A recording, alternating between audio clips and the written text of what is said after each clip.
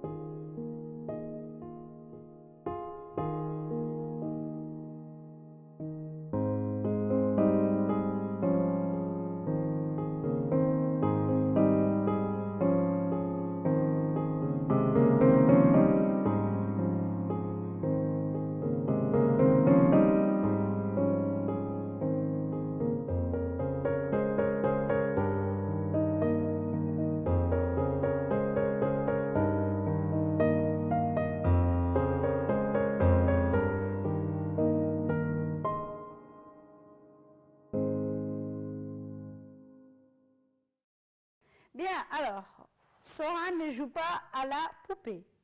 Mourad ne mange pas son goûter. Alors, ce sont des phrases négatives. Très bien. Alors, comment est-ce qu'on reconnaît une phrase négative? Très bien. Vous avez rajouté deux mots. Ces deux mots s'appellent comment? Négation. Très bien. Alors, est-ce qu'il n'y a que ces deux mots-là? Ne pas. Non.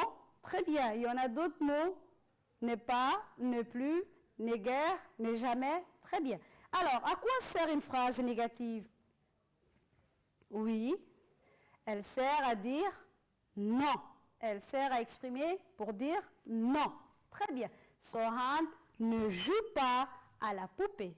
Mourad ne mange pas son goûter. Très bien, les élèves. Très bien. Les enfants, prenez votre livre de français, la page 174. Je répète, prenez votre livre de français, la page 174. Vous prenez aussi votre cahier d'essai, votre cahier de leçon et vos stylos. Alors, très bien. Une fois que vous avez pris, alors, lisez avec les yeux les deux phrases. Ici, vous avez deux phrases. Je vous laisse un temps pour lire.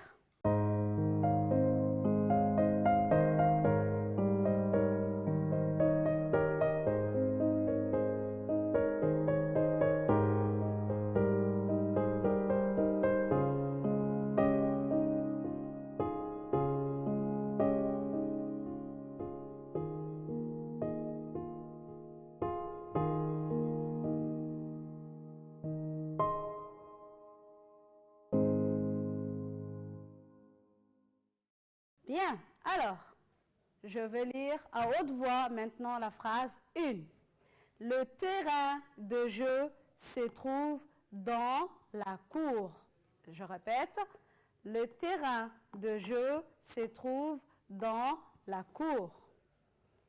Deuxième phrase, chaque matin, les enfants viennent jouer sur ces terrains. Je répète, chaque matin, les enfants viennent jouer sur ces terrains. Bien, qu'est-ce que vous remarquez dans la phrase 1? Vous avez des mots soulignés. Très bien. Alors, qui va me lire à haute voix ces mots-là? Dans, sur. Très bien. Alors, qu'est-ce qu'on vous demande maintenant dans la consigne? Lis la phrase 1, puis complète la phrase 2. Alors, vous allez relire et faire attention aux mots qui sont soulignés afin de compléter la phrase 2. Alors, les enfants, je vous laisse un temps pour travailler seul.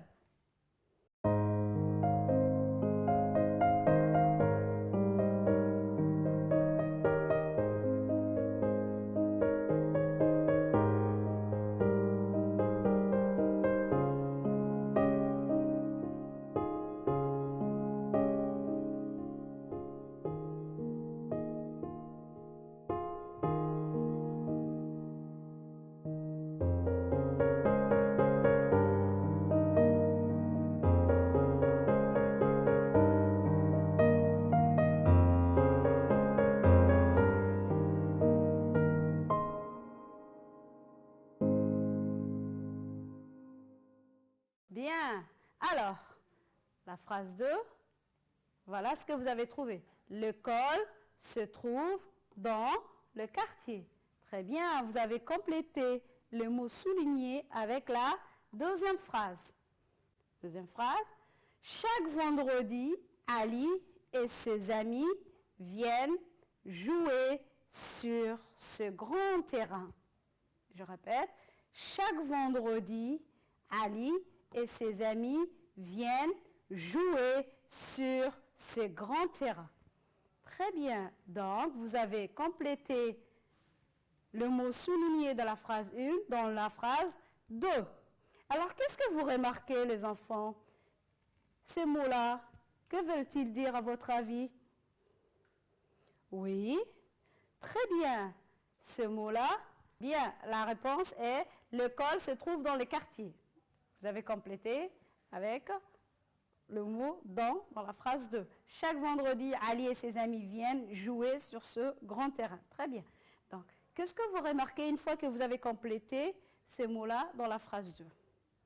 Oui. Très bien. Ces mots-là, oui, indiquent le lieu. Très bien. Alors, dans la phrase 2, une fois que vous avez complété ces mots-là, qu'est-ce que vous remarquez? Quelle est l'importance de ce mot-là dans la phrase 2?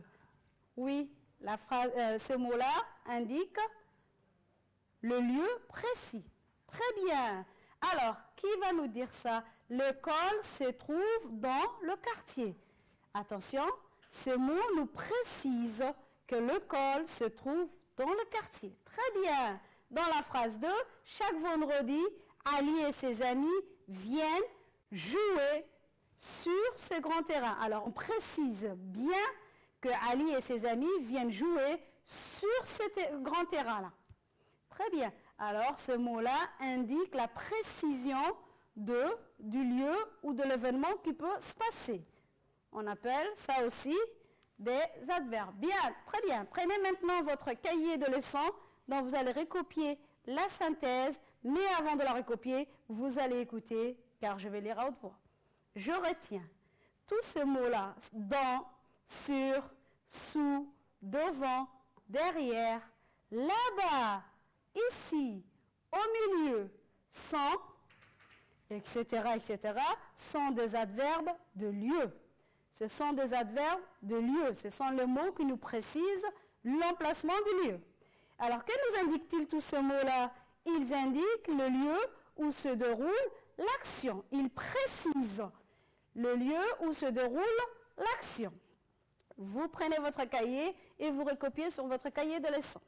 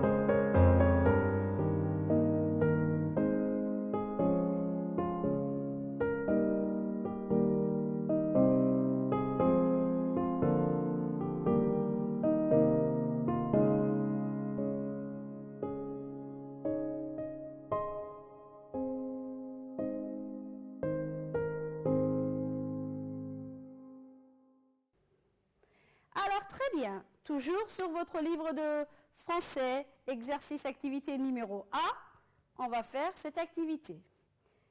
Récopie et souligne le mot qui indique le lieu. Je répète la consigne. Récopie. Bien sûr, vous allez recopier sur votre cahier d'essai et non pas travailler sur les livres. Vous allez recopier et souligner les mots qui indiquent le lieu. Alors, je répète les phrases. Mon père travaille dans un garage.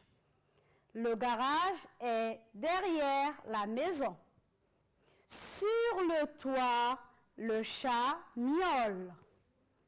Au milieu de la cour, il y a un arbre. Mon frère se cache sous les lits. La poste est à côté de la boulangerie. Attention les enfants, prenez votre stylo et vous allez recopier ces phrases-là, puis souligner le mot qui indique le lieu. Je répète, attention, on recopie ces phrases-là et on souligne le mot qui indique les lieux. Allez, top, c'est parti.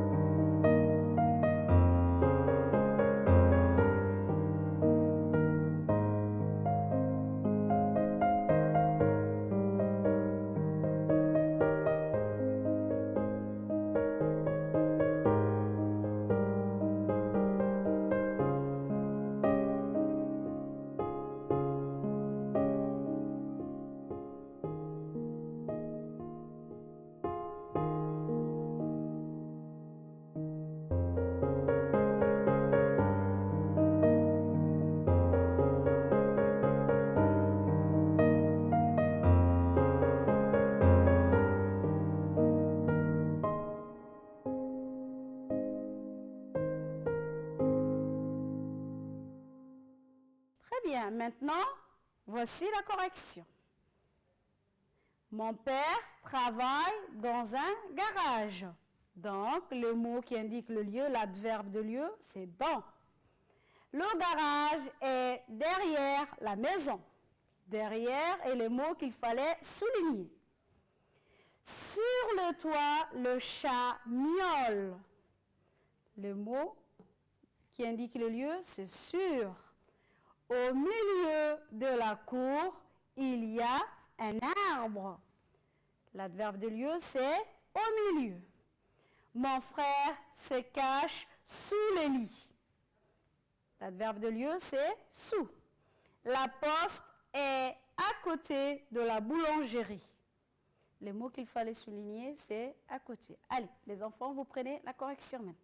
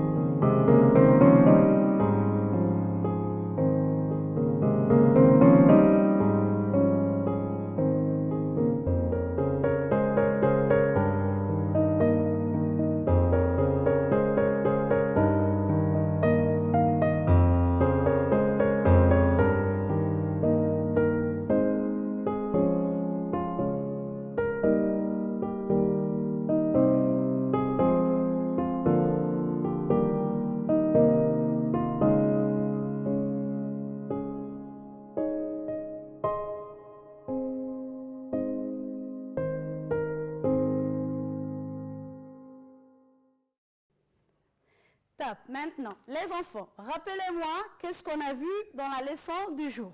Qu'est-ce que vous avez retenu aujourd'hui dans la leçon de grammaire? Oui. Oui, on a vu le mot qui indique le lieu. Très bien. Alors, qui peut me citer quelques mots qui indiquent le lieu?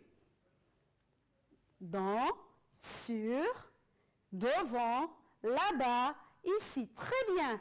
Quel autre mot on peut appeler ce mot qui indique le lieu? Ce sont des adverbes de lieu. Très bien. Alors, qu'est-ce qu'il précise, ce mot exactement? Précise le lieu. Dans une phrase, il précise le lieu. Très bien. Les enfants, maintenant, on va passer à une activité d'intégration. Lisez silencieusement. Alors, je lis à haute voix maintenant. Produis des phrases avec le mot suivant. Je répète la consigne. Produis des phrases avec le mot suivant. Vous avez 3 mots ici. Devant, à côté, dehors. Je répète.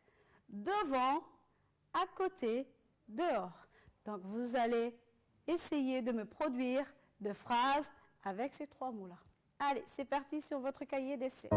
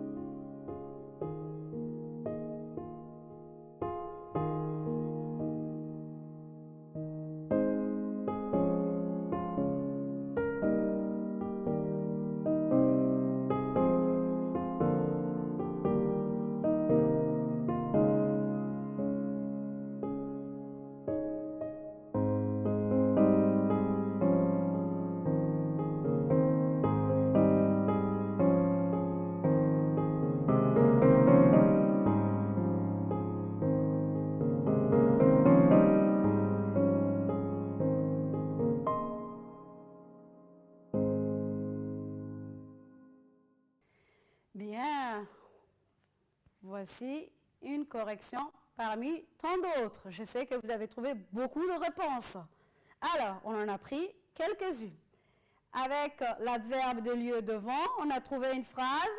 Muhsin est devant la porte. Je répète. Muhsin est devant la porte. Devant nous précise que Muhsin, il est devant la porte. Deuxième phrase, à côté. J'habite à côté de l'aéroport. Ça veut dire c'est le lieu exact qu'on habite. J'habite à côté de l'aéroport. Très bien. Dehors. Les garçons aiment jouer dehors. Là, c'est très précis. Les garçons aiment jouer dehors. Très bien. Pour les autres aussi, c'est très bien. Alors, dernière activité qui est l'évaluation. Lisez bien avec les yeux d'abord. Alors, je lis à haute voix. Complète les phrases avec le mot suivant. Complète les phrases avec le mot suivant. Le mot dont vous devez compléter, c'est écrit en rouge. Devant, dans, sur, au milieu. Je répète. Devant, dans, sur, au milieu. Vous devez compléter, vous avez 4 mots qui indiquent le lieu ou bien des adverbes de lieu, dont vous devez compléter avec 4 phrases. La voiture est, tac, tac, tac, la route. Il y a une bibliothèque, tac, tac, tac, l'école. J'ai planté beaucoup d'arbres, tac, tac, tac, la maison. Le joueur est, tac, tac, tac, du terrain. Alors les enfants, je vous laisse 10 minutes pour faire cette activité. Allez, sur votre cahier d'essai.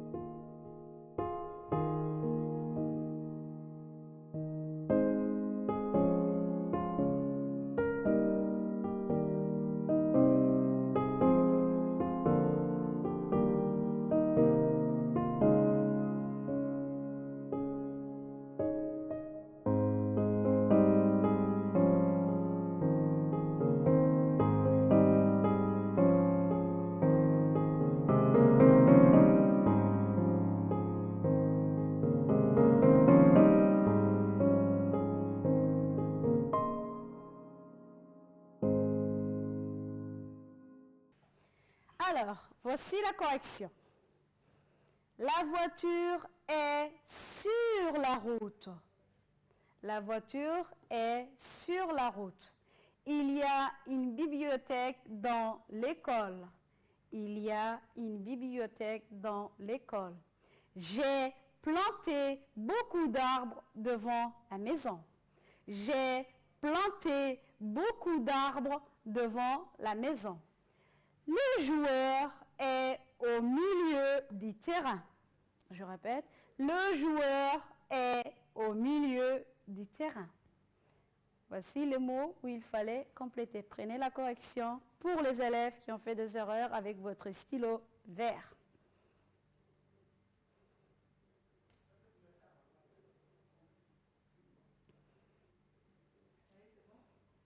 C'est fin de l'histoire. Séance scolaire de maths. Alors, je reviens au début. J'ai pas d'image.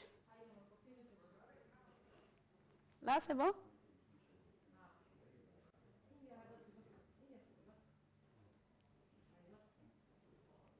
Les enfants, on vient de finir la séance. Yeah? Les enfants, on vient de finir la séance. En attendant de se revoir pour une prochaine fois, je vous souhaite une agréable journée. Bye.